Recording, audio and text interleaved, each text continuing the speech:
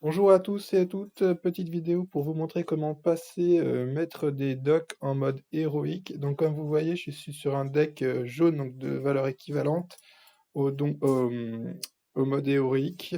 Donc voilà, j'aime bien être, au moins dans un niveau équivalent parce que pour éviter d'avoir des victoires trop éclairs et pour vous montrer qu'avec un deck équivalent, vous pouvez le battre facilement. Donc, vous allez voir, victoire extrêmement rapide sur ce boss-là. Si vous avez des difficultés, n'hésitez pas à regarder cette vidéo jusqu'au bout et si vous avez des commentaires, n'hésitez pas à me les faire parvenir, via la vidéo. Alors, petite difficulté aujourd'hui sur ce mode héroïque, et vous avez des tonneaux qui sont balancés par les 2 mini-boss là au rouge au fond, donc qui est toutes vos petites troupes et vos troupes à faible PV, vous allez vous faire défoncer rapidement.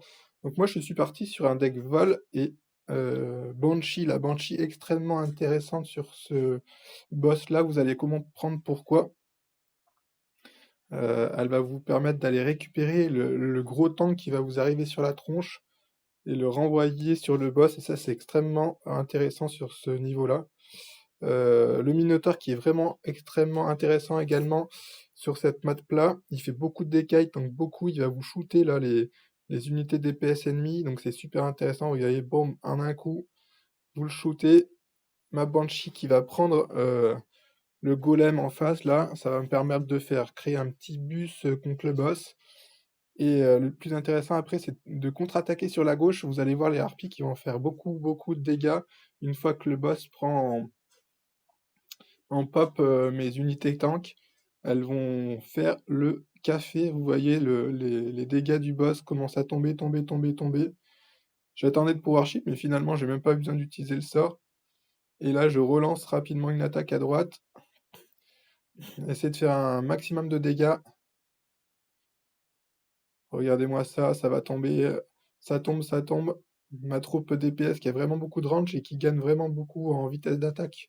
Tant qu'elle tape, elle gagne en vitesse d'attaque et vous voyez, victoire éclair sur ce, boss-là.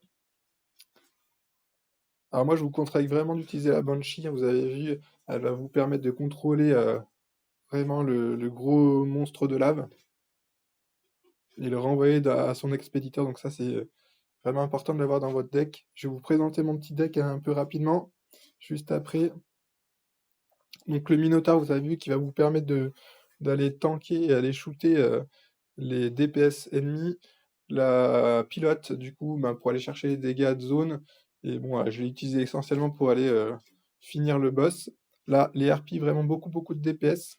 Donc une fois que le boss ennemi, prend en aggro votre Minotaur ou le monstre de lave, vous envoyez les harpies de l'autre côté et elles vont faire vraiment le café en termes de DPS. La Banshee, extrêmement intéressant du coup pour aller chercher le monstre de lave. Ce sera sa seule utilité sur cette map-là.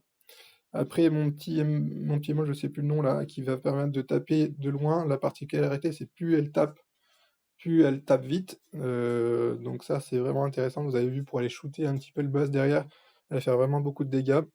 Et la petite carte donc mouton, moi je l'ai pas trop utilisée, mais qui serait intéressante pour aller, chercher par exemple, les dégâts d'AOE là, le sorte de gros monstre bleu là qui envoie des boules de feu.